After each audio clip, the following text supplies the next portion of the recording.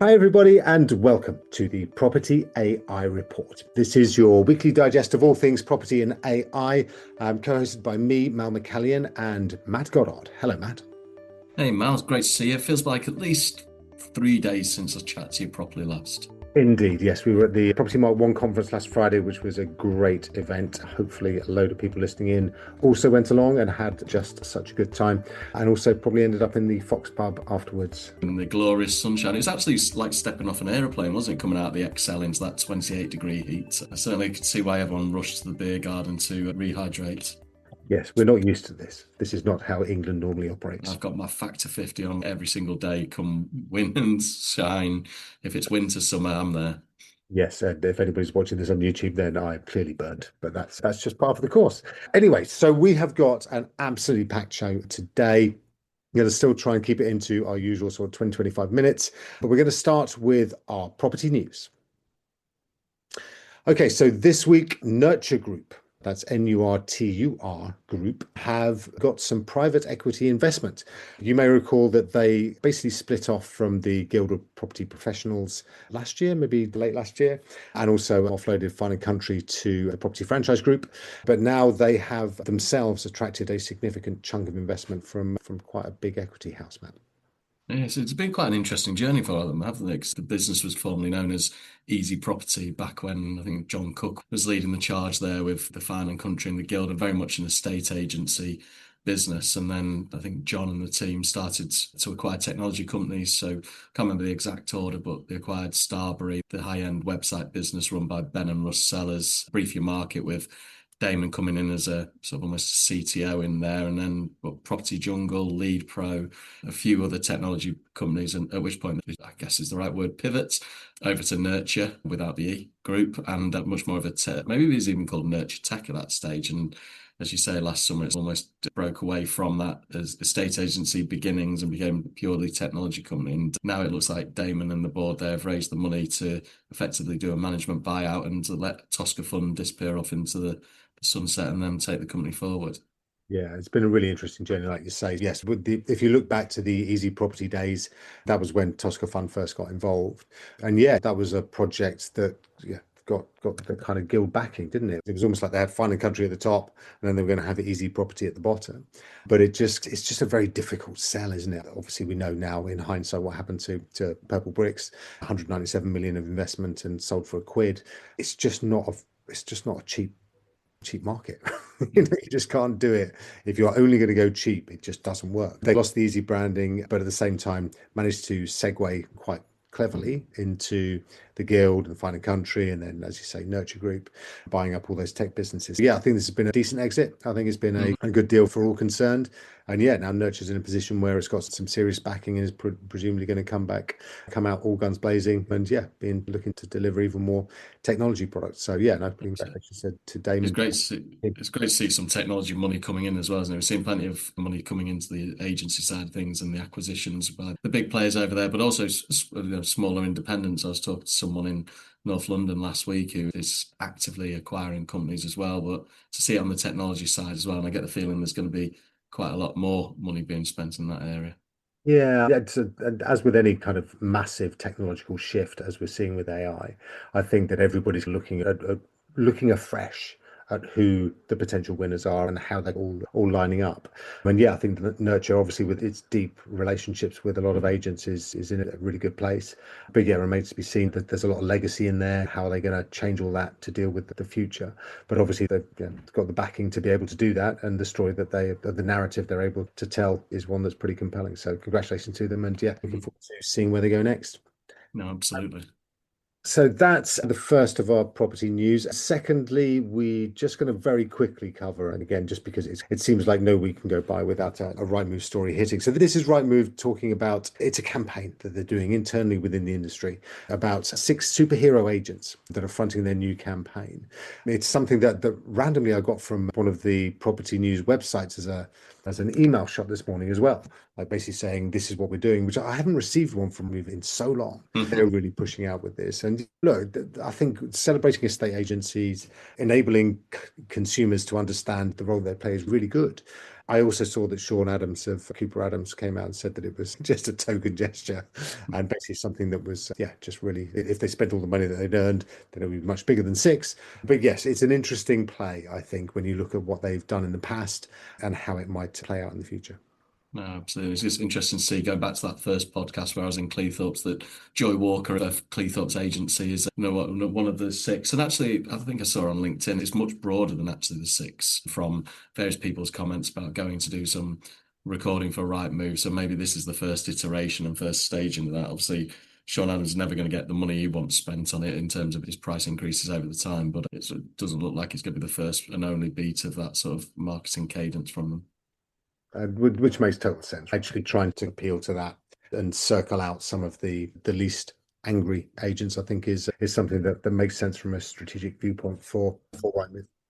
Yeah, absolutely. We mentioned Sean Adams of Cooper Adams, and he has also shot out a conversation about, yes, about that particular story where he's saying that the big agents are only paying Move £125 per branch per month, as opposed to the average, which is over 1,500 quid already, and soon is going to be up over 2,000. So I don't know if that's necessarily a surprise for everybody, but yeah, it's certainly something that I think can grate on those that are paying more who are smaller. No, it's just a property mark on Friday, as we touched on at the start there. I was chatting to one company where it's their Rightmove bill is something like £15,000 a month. That's a decent wedge, but at the same time, no, it's an economies of scale thing, isn't it? If there really is as low as that, and you've got several thousand branches, then the cost is going to come down versus if you're a one-office startup. But then I think there are elements around the sort of startups, isn't there, where they get certain approaches and discounts so they can actually get going without the overhead of having to advertise on Rightmove. I think it's both ends where there's a bit of accommodation. It's just the more established people who feel a bit badly done by. But you'd know about that from your resistance tour, wouldn't you? We didn't need to mention this, but yes, absolutely no.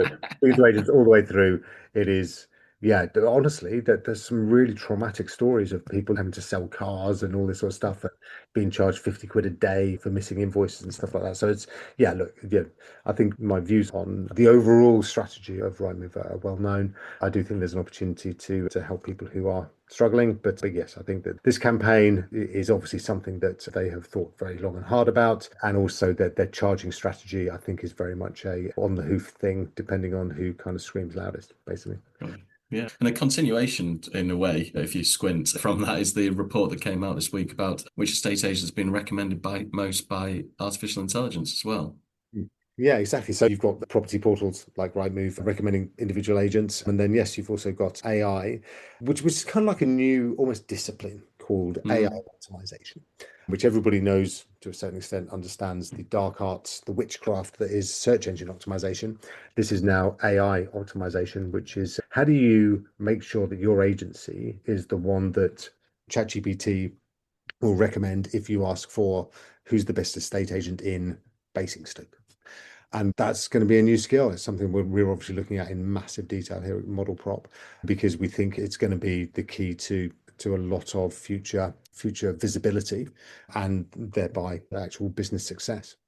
Yeah, and it's a different skill set, isn't it? And we've already talked about previously, both on the show and off air, around websites that are using heavy volumes of JavaScript that don't get necessarily read by the LLMs, or the large language models, rather, when they arrive to consume them. We talked about Wikipedia spinning up a separate sort of data source for the large language models to scroll through and ingest all of that content, so it's not affecting its actual public facing website. And we've got things like the model context protocol, which allows you to interact, and even large language model APIs that let you push content into them and really set your bar up there. But this particular report goes very light on the detail of how it's ranking every estate agent in the UK based on this. What is it at the moment? 24,500, depending on the data source. And Yeah. I'm sure that go through those, but I've done reviews with certain businesses to see where they sit against the competitors that are named. And there are some good practices that can be put in now for websites. Make sure you're getting that content over to them and make sure you state your claim for that area, which is different to the former skill set that people have had. Yeah, exactly. And then that visibility, again, 2 years in the future, that's going to be really important. And the idea is, how do you get your properties particularly surfaced if somebody's looking for a particular type of property in a particular town? But yes, I think increasingly it's going to be where competition thrives. And I think it's a kind of skill that you need to find somebody who's going to be able to help you master because, yeah, but it's going to become so powerful from a generative perspective that I think we really need to understand how it all works. So this And I is think before, but like you said before, we don't know what the prompt was, so therefore mm, not really quite clear on yeah, that's it. Yes, search. so for everyone's benefit, I said off air that I'd seen something on Instagram where a particular business, I think it was over in Dubai, had come out top, and it was like, look at us, we're top of ChatGPT for properties in Dubai Marina, for example. But we don't know if it actually named themselves in the prompt. But I think the big thing over the last few weeks and we've done every episode talk about this, all the foundational models have had this large announcements about what's being released, and we'll talk about Apple's one that's taking place this week as well. But that idea that they're all some coming together now on the model context protocol as a way of sharing and interacting, that idea that you'll be able to get your data and information out in a consistent manner, it seems to be coming around a lot quicker than back in the day. And you will remember this because I definitely do, when people were arguing over email formats and how to trade that sort of thing. And it took a little while for everyone to align and get to the stage where the agreement was reached. Whereas now with this sort of AI data approach, it seems to be everyone's landing on the Anthropic MCP model a lot quicker than it took back then. And it's probably when you got Microsoft and Google and Anthropic and Meta dropping into line in the same one, that means that at least we know what we need to be trying to work towards. Exactly that. And just to be clear, so MCP or Model Context Protocol, that's the design of the data, essentially how it shows up and how it's able to be ingested or understood by AI. And if you're uploading to the portals, you've got the old kind of what used to be called the Rightmove V3 format, which is basically, yeah, exactly. It's the structure of the data. And as long as it's in the same way, in the same sort of format, then every AI is going to be able to understand it, basically. So yeah. Spot on. So it's all good. Okay, so that's our property news this week. We've touched on some of the AI and tech news, but let's dive a little bit deeper. So first up, Matt, this liquid glass from Apple sounds amazing. Is it? I think before we even dive into it, where I keep getting the name wrong, so I'll take my time over saying liquid glass again. This is the main thing that's born out of Apple's big week of announcements, right? It's the what is it, Worldwide Developer WWDC. Conference, yeah. Worldwide Developer Conference. Exactly. And if you benchmark it, which we do a lot of in artificial intelligence, we do benchmarking against everybody else's events, it's just come up a bit lacking, really, hasn't it? I think one of the biggest highlights was the fact you can take two of your favorite emojis and ask AI to generate a brand new emoji using them as the basis. And that was like, we've done it. Yeah, literally, And that's it peak all Apple. This feels is like, yeah, exactly. It all feels like it's fallen a little bit flat. And I guess we should have realized that with the fact that Siri's been backed out and the Apple Intelligence we talked about last week. But this liquid glass, there you go, take it carefully again, has not really hit home, has it? And there's been a lot of negativity towards it, even in terms of people not being able to read the notifications. And for me, the biggest problem is it's hardware. And we're at a time where yes, hardware is essential. We know that from Johnny Ive of designing the first iPhone back in 2010, 2011, and changing the way that we all crick our necks now to watch things on our phone when we should be talking to our families. But the fact that this is the big thing at a time when there's so much other great stuff coming out, even this week from Google and OpenAI, and not big announcement weeks. And this was the sort of the big take home. Exactly. This is their annual conference, and this was the big thing, which is essentially just a bit of an improvement in what's out there already. And that to me just speaks volumes about if they don't have the big kind of ideas, that they are playing catch up. And as Apple, that's horrendous news because these Well, guys they are were at the They market. went a step further, didn't they, actually, thinking about it? Because they released a paper about how AI isn't as big a thing as we all think it should be. And then that's the sort of, you get to the end of the road and you're like, oh, okay, we're not quite where we want to be against everyone else. So let's just diss it. Let's Yeah, pretend it's yeah. not really Actually, happening. everybody Stick our else is fingers in our wrong. ears. Yeah. Everybody else is wrong. They're doing like some stupid stuff. And yeah, it's really not important actually. Yeah, what you on Um, about? But yeah, no, just so bad. And yeah, it looks petulant and looks like basically they're just sulking in a corner because everybody Yeah. else is chasing them through. So yeah, look, a lot more just I don't know, disheartening news, I think, from Apple. But yeah, their relevance seems to be dissipating quite significantly. Yes. Whereas across the park, so to speak, you've got OpenAI dropping their prices by 80% just to almost rub it in for them. 100%. So essentially, yes, the O3 model, which is one of the reasoning models, it's what essentially you set up and you direct it to achieve a goal, and it will go off and think about it and reason with itself and achieve that. Yeah, it's 80% cheaper now than it was like 2 weeks ago. That's huge. Because if the cost of reasoning, i.e., the cost of like serious intelligence is coming down that much, then yeah, we are at a point where there is no barrier to actually utilizing it. Mm. Monetization of intelligence is coming and coming fast. And yeah, the O3 model is really good, really good. Yeah. And I heard some things in Sam Altman's done a post or a blog or whatever the right term is, and which we'll probably pick up on a later podcast. But some of the things he cited was that some of the prompts that we're putting in and the queries that we're running are the equivalent of having a low-level light bulb on for 3 seconds, and they're working on the water needed to cool the servers is a 15th of a teaspoon. So just showing how much lower those things are coming. And I'm sure there's still a lot of electricity being burnt through and a lot of water being turned into steam across others. But as you say, that's, I don't want to say commoditization, but really that's sort of how efficient these things are getting. It's Yeah. really impressive. Yeah, exactly. Altman's posts were all about this idea of the gentle singularity. So this is where man and machine come together and into this single kind of entity. I've Um, seen those films. Oh yes, no, you mean in not those films. not those films, Matt. The other films. But yes, no, it is something that we've all had some insight into from various kind of topics along the way. But yeah, I think that it's going to become something that we have to make decisions on in the future, and I think that's going to be really interesting, probably within our lifetimes, in terms of do we want to. There is going to be the ability to plug chips into ourselves and actually improve ourselves over time by using some of this technology. Neuralink, one of Elon Musk's businesses, is out there, and there's a number of competitors as well. And it's doing some amazing things for disabled people and actually enabling them to speak and to play games and things like that they've never been able to before. But yeah, so this post from Altman, I think, does start to take us a little bit further into kind of the big future. But yes, I think it's certainly something that we are all going to have to become better at understanding and really thinking about what it's going to mean for us, for our families, and so on. And yeah, I think it's going to become a topic of conversation over dinner tables. That's going to be very interesting. Absolutely. Cool. All right. So we're going to just dip a little bit more into the search side of things because Google is now testing audio overviews for search queries. So this essentially is where you can now talk and search, and it will now talk back to you and give you the results of your search. So I think that Google is it's made some misses along the way that we've talked about before in podcasts of the past, but it really seems to be coming into its own now. It's found its feet a little bit, and I think that this idea of having audio overviews for search queries is really strong, and I think it's going to be something that we see a lot more of. No, it's absolutely, it's bringing together some of those paradigms that we're getting used to now as well. I use ChatGPT voice a heck of a lot, and I talked in a previous podcast about hacking my iPhone 16 with the button that's never going to work now that I should be suing Apple for, but so that it triggers ChatGPT voice.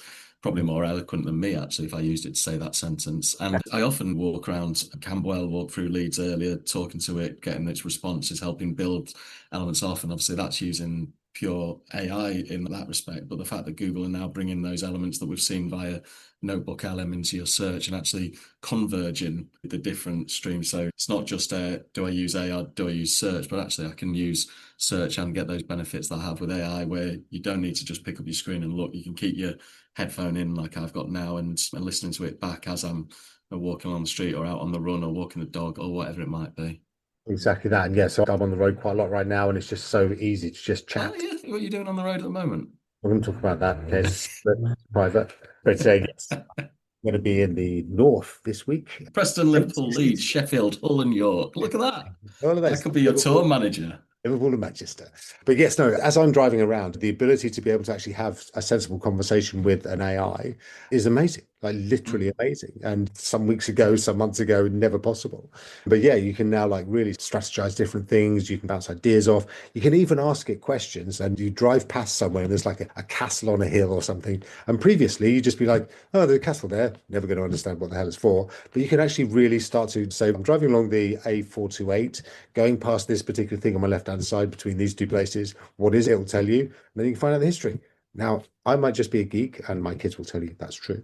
But actually, that's really, it's really interesting. It just makes the journey so much more, yeah, vivid, and you learn so much more about yeah, the local area and stuff as well. So no, it's going to become so much more of our future, and yeah, I think it's really, really interesting. Uh, No, very much so. And what all I was going to add is, and this will get me into trouble. So I talked maybe last week's podcast about how certain generations now just bark at an Alexa or a Google Home or whatever. I got the word wrong at the time as well. And my Kate listened to it back and said, "I don't bark at them." I said, "I wasn't talking about you." That's the sort of interaction you normally have with an Alexa or a Siri, isn't it? You get very basic responses, whereas these are really well formed, Yeah, proper Google style search histories that are then giving you that level of detail of you're up in the northwest, so there's that huge satellite dish just outside Crewe that I never quite know what it is or can even remember the name of it, but it's incredible to drive through that sort of Cheshire countryside, suddenly see it there and go, I really need to know what they're looking at via that satellite dish. 100%, absolutely.